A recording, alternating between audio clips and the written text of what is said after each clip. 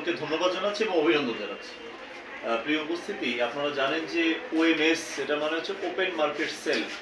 গণপ্রজাতন্ত্রী বাংলাদেশ সরকার বাংলাদেশের সকল উপজেলার সাধারণ খেটে খাওয়া মানুষের জন্য এই দায়িত্বটি নিয়েছে। তো আপনারা যারা ডিলার হিসেবে নিয়োগ পেতে যাচ্ছেন, আমি শুধু অভিনন্দনই জানাচ্ছি না, আমি আপনাদেরকে অনুরোধ জানাবো এই মহান দায়িত্বটা আপনারা খুবই ইমানদারিত্বের সঙ্গে দায়িত্ব নিয়ে আপনারা করছেন। আপনি ভালোভাবে কাজ করলে এই চাঁদপুর সদরের আমার 14টি ইউনিয়নের সাধারণ খেটে খাওয়া মানুষ উপকৃত হবে।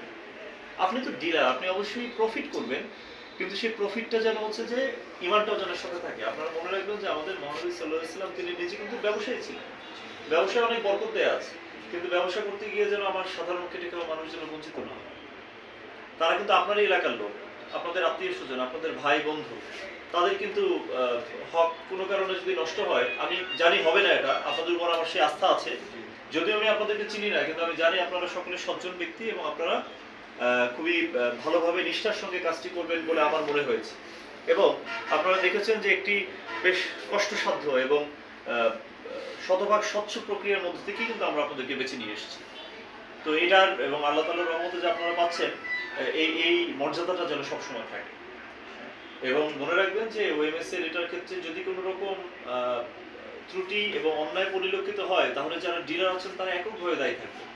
এবং কোনো রকম সরকারি মালামালের কোনো ক্ষতিগ্রস্ত হলে এটি একটি ফৌজদারি অপরাধ, কিন্তু অর্থাৎ বিনা ওয়ারেন্টেও আপনাকে গ্রেফতার করা যাবে। তো সেটি তো কখনোই কাম্য নয়, আমিও কখনো চাই না, আপনারাও চান না।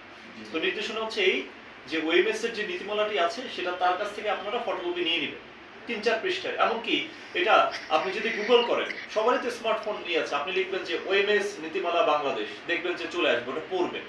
পড়লে আপনার কি কাজ করতে হবে, কোন কাজ করা যাবে না, সব সেখানে লেখা আছে। মনে রাখবেন, আপনারা ভালোভাবে কাজ করলে, আমি আবারও বলছি, আপনার এলাকার মানুষ ভালো থাকবে, তাদের দোয়া আপনি পাবেন। আমি আপনাদের সকলের সুস্বাস্থ্য এবং দীর্ঘায়ু কামনা করছি। সকলের জন্য দোয়া থাকবে। আসসালামু আলাইকুম। ঠিক আছে।